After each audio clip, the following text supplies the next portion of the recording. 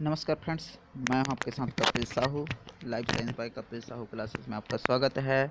आज मैं आप लोगों के लिए लेकर आया हूं important topic about CSIR life science exam.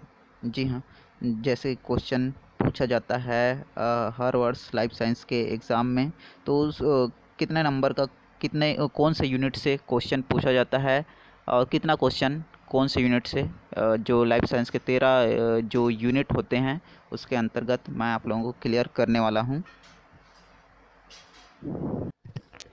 तो इसी के अंतर्गत यूनिट फर्स्ट, जिसका नाम है molecules and their interaction relevant to biology. इस यूनिट फर्स्ट से डेलजेन न्यूमेरिकल एंड रामचंद्रन क्लॉट दोनों ही टॉपिक से एक एक क्वेश्चन जरूर आता है। इसी प्रकार यूनिट सेकंड, जिसका नाम है सेलुलर ऑर्गेनाइजेशन।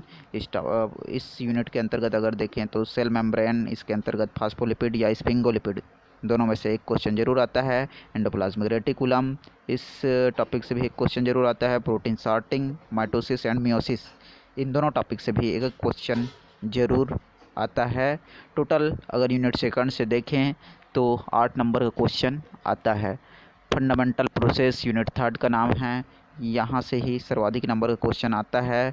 इसके अंतर्गत अगर देखें तो DNA डैमेज एंड रिपेयर, इससे क्वेश्चन आता है। सेमी कंजर्वेटिव मेथड, इससे भी एक क्वेश्चन जरूर आता है। इसी प्रकार यूनिट फोर्थ, जिसका नाम है cell communication and cell signalling, यहाँ से तकरीबन 12 नंबर का क्वेश्चन आता है। इसके अंतर्गत अगर देखें तो सेलुलर कम्युनिकेशन, इससे पार्ट बी और पार्ट सी दोनों में एक एक क्वेश्चन जरूर आता है। इसी प्रकार इम्यूनोग्लोबुलिन, इस टॉपिक से भी एक क्वेश्चन जरूर आता है। एपोप्टोसिस, ये भी यानी कि सेल डेथ, इस टॉपिक से भी एक क्वेश्चन आता है। एंटीबॉडी, इसके अंतर्गत बी एंड टी सेल्स, इससे part B and part C दोनों में एक एक क्वेश्चन जरूर आता है। इसी प्रकार यूनिट 5, इस जिसका नाम है डेवलपमेंटल बायोलॉजी। इस डेवलपमेंटल बायोलॉजी, इस यूनिट से 10 नंबर का क्वेश्चन CSIR लाइफ साइंस के एग्ज़ाम में पूछे जाते हैं। इसके अंतर्गत ABC model of flower development, इस टॉपिक से एक क्वेश्चन। इसी प्रकार बेसिक डेवलपमेंट ऑफ फ्लावर, इस टॉपिक से भी एक क्वेश्चन पूछे जाते हैं। इसी प्रकार यूनिट 6, जिसका नाम है प्लांट फिजियोलॉजी, इस प्लांट फिजियोलॉजी चैप्टर से भी 12 नंबर का तकरीबन क्वेश्चन पूछा जाता है। इसके अंतर्गत अगर देखें तो इनहिबिटर ऑफ LHC, इससे इस टॉपिक से एक क्वेश्चन। सेकेंडरी मेटाबोलाइट से पार्ट ए और पार्ट बी दोनों में एक एक क्वेश्चन जरूर आता है। प्लांट हार्मोन से एक क्वेश्चन। टोटल ATP प्रोडक्शन से एक क्वेश्चन जरूर आता है।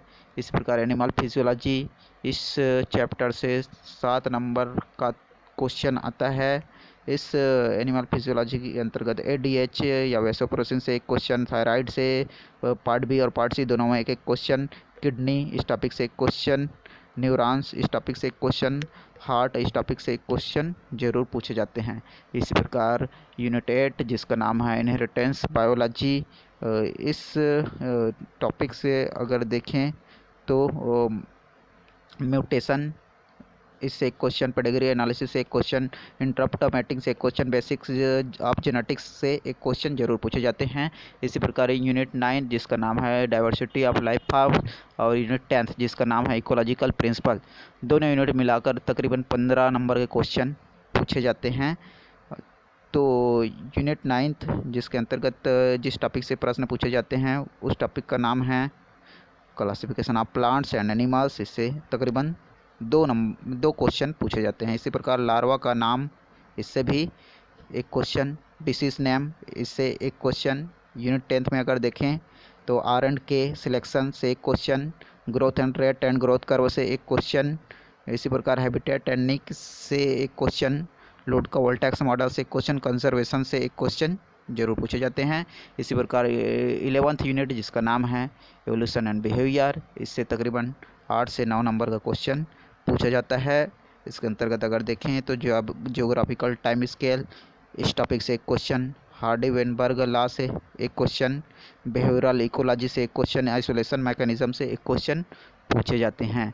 इसके अलावा जो यूनिट 12th है, जिसका नाम है अप्लाइड बायोलॉजी, इसमें से अगर देखें तो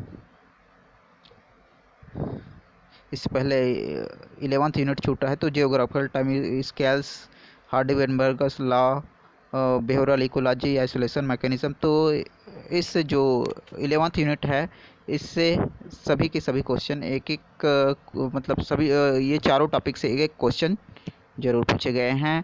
इसके अलावा यूनिट 12th में देखें तो एनिमल टिश्यू कल्चर, इसी प्रकार प्लांट टिश्यू कल्चर, इन दोनों में से एक एक क्वेश्चन पार्ट बी और पार्ट सी में ज़रूर पूछे गए हैं। ट्रांसजेनिक प्लांट्स से एक क्वेश्चन पूछे गए हैं। मार्कर्स, इसी प्रकार एग्रोबैक्टीरियम, इस टॉपिक से भी क्वेश्चन पूछे गए हैं। मेथड्स इन बायोलॉजी, इस टॉपिक से भी क्वेश्चन पूछे जाते हैं। तो लास्ट यूनिट होता है ये मेथड्स इन बायोलॉजी के अंतर्गत अगर देखें टॉपिक तो क्रोमेटोग्राफी, इस टॉपिक से क्वेश्चन। RDNA टेक्नोलॉजी, इसके अंतर्गत FLPN, RFLP, इस टॉपिक से क्वेश्चन। वेस्टर्न या साउदर्न ब्लॉटिंग से भी एक क्वेश्चन या दोनों टॉपिक में भी क्वेश्चन पूछे गए हैं। तो ये जो डेटा एनालिसिस तकरीबन 4 से 5 साल का जो CSIR लाइफ साइंस का जो क्वेश्चन पूछा जा रहा है उसके एनालिसिस के बेस पर बनाया गया है।